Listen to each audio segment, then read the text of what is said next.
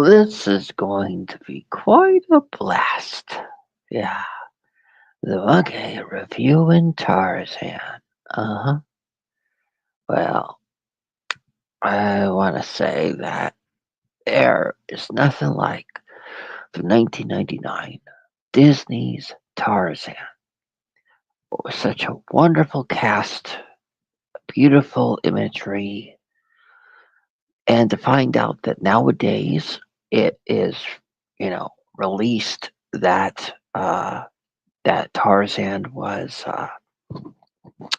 Elsa and Anna's brother, and that the parents were the father and mother of Elsa and Anna. That, but that's interesting. And the shipwreck was, you know, in the Little Mermaid was their ship from Tarzan. That's really interesting. But I will say that I just really, I mean, wow, the first time I ever watched this film, oh my lord.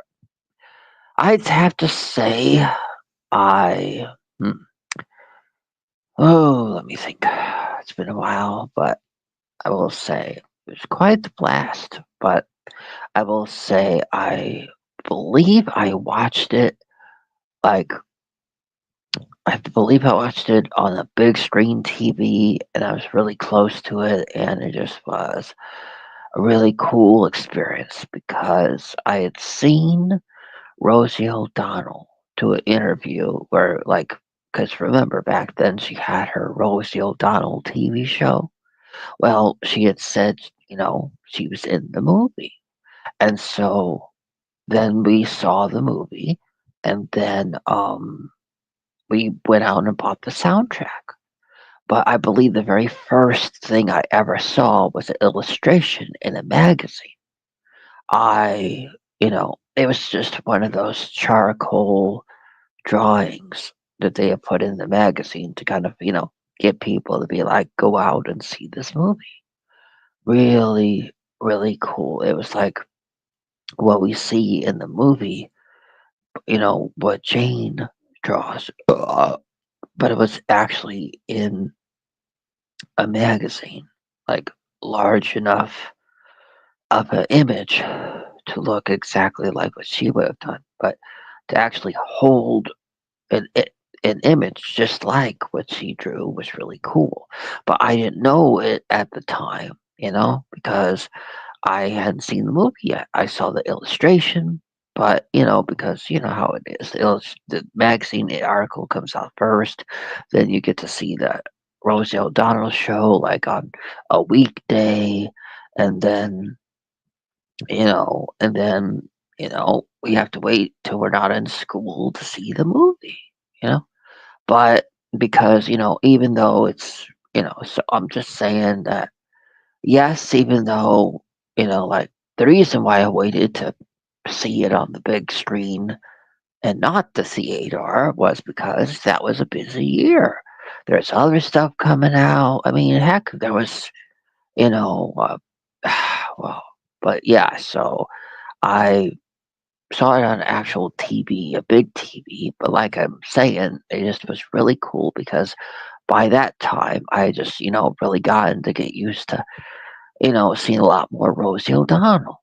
And so I knew going in that she was the voice of Tarzan's friend, and it just was really interesting to go into it knowing that, and then when the sound, listening to the soundtrack, the just, that was that was a really good experience with NSYNC, you know, and Phil Collins, and but before he was in Phil Collins, technically, I watching. No. Let me think. Yeah, yeah, yeah. So watching Tarzan got my dad into telling me about that band Genesis, and so then I got into Genesis, and then I got into Phil Collins in the Air Tonight, and then just got into all the Genesis stuff. And then just got into all the music videos and the music, and then when Phil Collins went on his own, you know, that was really cool, and did a lot of music on his own. So by finding out all this, it just there was time to find out all this, and you know, so that when I saw the movie, it was really impactful. You know, I knew the person, I knew the singer, I knew Rosie O'Donnell more. You know, I mean, it just, it's like when you see her in that Harriet the Spy, you don't really think much of it. It's like it sticks in your mind. But then when you see her on her show and all that, yeah. So yeah, just really interesting experience. Being able to just have time to find out all this about the people first before seeing it on the VHS. You know, gave me time, whereas other people probably wouldn't have seen it at the theater. But you know, uh, you know, so it just really interesting experience. But as far as the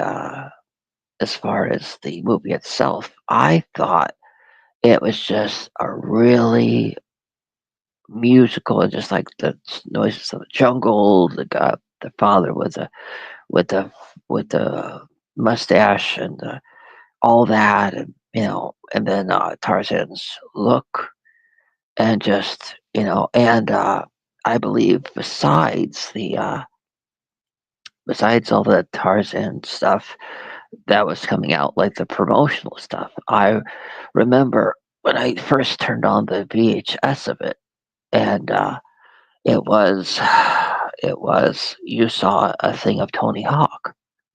Yeah, you saw a thing of Tony Hawk where the guys were, the illustrators or the animators, the drawers of Tarzan, got permission from Tony Hawk to draw him, you know? And so and that's, like when it came to in recording the skateboarding stuff, like the noises we know when he's in the vines, and he's just going around and around, he's surfing the vines. I found it really interesting that you can really hear the sound of Tony Hawk on the board, and that they really got his legs to be that way, you know, as just like Tony Hawk's. So yeah, and really, really good. And I thought that was a unique way for them to do it, and interesting that even nowadays we can hear, the sound of Tony Hawk back, back, back in the past doing his skateboarding. So that's interesting. If we ever get a 4K of it, we'll be hearing Tony Hawk crystal clear on his skateboard during those scenes. That's good. But yeah, and Rosie O'Donnell, pretty good. I mean, just uh, you gotta understand that just a year earlier, she had done the special with Elmo. She did the "Can You Hear What I Hear?" That was interesting. Though, yeah, it's really sad because nowadays, if you look it up online, all you can find is when she was practicing with Elmo. They don't really show her final performance of her doing it with Elmo. When you see her practicing it with Elmo, she's just phoning it in. But when I saw it, her singing it with Elmo, it was really heartfelt and it was interesting. But nowadays, it's all phone, like during what they showed in the practice, which is the only version you can find now, is it's all very phoned in. But I guess if you have the CD of it, then you can actually hear it how it's meant to be. I I actually have it, but I haven't listened to it because I always thought was like, well, I saw when it first came out. I'll always remember it. But then I was like, years later, like just a couple years ago, I thought, well, hey, I'll listen to it on YouTube. But they only have the practice recording of it, So, because I think it was like a little special or something that, trying to get, trying to give people a taste of it before they did the actual thing. It's not as good as the performance that was in the actual Rosie O'Donnell Christmas special. Yeah, that was the final version. They don't have it on there, or at least they didn't when I watched it recently. But I will say, I really liked Rosie O'Donnell's songs in this film. Like when she was doing the trash in the camp. So I think she only had one song. I don't know. I think so, but yeah, but really, really good. She was good in that, and I will say I liked how she was with the guy that was like, "I'm tired of your emotional constipation." I think that was the guy from Jurassic Park, but yeah, just really, really, really good film. Yeah, and I really find it's interesting that the guy that was the villain, he ended up doing the voice of the yell of the Tarzan yell. That was him. To find out that the guy that was talking about, if I can teach a parrot how to sing "God Save the Queen," then I can teach this ape to, whatever. But really good movie. I thought that seeing Miss Potts, the tea set or whatever was in there, I thought that was cool. Um, Years afterward, everybody kept posting pictures and pictures and pictures of that. And I always found it was interesting that they always posted pictures of that, but not of like the scenes of like them teaching Tarzan or the other stuff. They just kept posting pictures of Mrs. Potts and the tea set and all that. Probably because it was like a Disney clue or whatever, Easter egg. But I don't know. But I thought the ending was a bit dark. I mean, towards the ending, where the fate of the bad guy. But I don't know. I didn't. It wasn't believable at the end of seeing the her father on the vines. Expertly like Jane and Tarzan. I mean, he's really, really old, and I don't think he could and realistically do that. I mean, but I will say it was like realistically, you know. But I really liked it, the film, to the point where I didn't think it needed another. So Tarzan 2 definitely not needed. The second one was not needed. The first one ended perfectly. But yeah, I love the music. I still say Brother Bear is better than this one. Yeah, but to be fair, um, Brother Bear came out after this one, but this one was, but Tarzan was pretty good. I'd say it was Rosie O'Donnell's best Disney film. I mean, yeah, I mean, I even prefer her in this rather than her in the Flintstones. Yeah, I'd rather her in this than that. But yeah, who knows? Maybe that's just I don't know. I don't know. But yeah, but uh yeah. But I'd say yeah, but I'd say the collaboration of NSYNC and Phil Collins on the soundtrack that was a work of art. But I found it interesting how they used the Rosie O'Donnell and Phil Collins in the actual movie, that version of Trash in the Camp, and then the In Sync collaboration of Phil Collins and uh, the collaboration of In Sync and Phil Collins on the soundtrack. I found that really interesting. You would think they would want to use the hot new band in the movie, but instead they had him do it with Rosie O'Donnell in the movie. That was interesting. Interesting choice. Yeah. But yeah, so I will say I am just really happy that I got to do this review. Yeah. I should have done it sooner. Yeah. But really good, interesting film, and a perfect Disney way to remember Tony Hawk. I recently watched the movie. Oh, it was kind of similar. It was called Brink, and I don't even think that is a good representation of Tony Hawk. I mean, yes, Tony Hawk is not in the film, but when you think skateboarding in the '90s and in Disney, normally you think Brink, but it doesn't have it.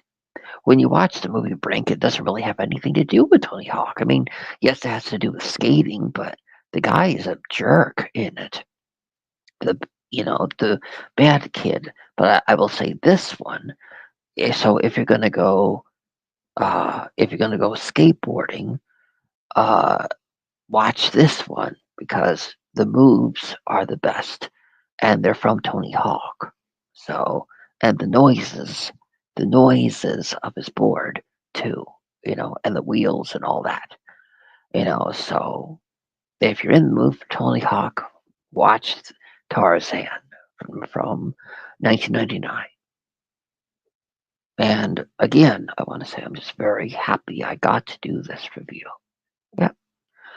Um, really good film that I should have reviewed even earlier than when I'm reviewing it. Really, really, really good example of Disney films when they were still, done the way that it was. And it was really good.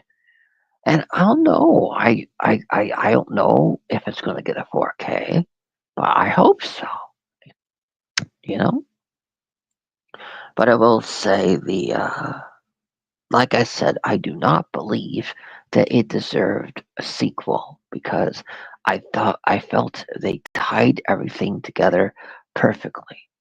And if I remember correctly, it was a prequel. Tarzan 2 was a prequel, if memory serves. But but Tarzan 1999, I mean, it's amazing. I mean, the guy who did the voice of Tarzan was later in that one where he was the president of the United States. And I believe he also was the bad guy in Ghost. Yeah. So amazing film. Like when I heard that he died, I was heartbroken. So I immediately put this on, you know, and I just so good to hear his voice again, you know. But then about maybe a few months ago, I watched him in Ghost again. Thought he was a big of a jerk in that one, and yeah.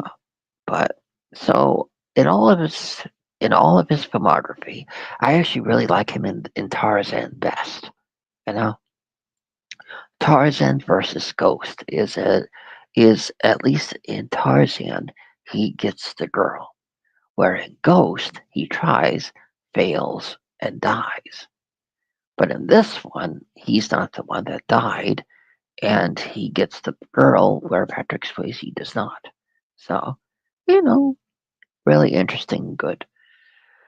But yeah, I'd say the most unrealistic part of it was towards the end when you see the father of Jane uh, on the vines, expertly swinging on the vines as well as Jane and Tarzan. And yeah, that's the most unrealistic part that I saw in it. But then again, the credits just very beautiful to just watch and listen. Perfect thing to put you asleep. Well, not me, but other people. But yeah, well, that's just been my review. And I, again, want to say I'm just so thankful that I got to do this review. Really happy. Yep. I mean, it rings true to my name, and it's really, really, really good. Disney at its best before Brother Bear. Yep. Well, I'll end this on a kind of comical note.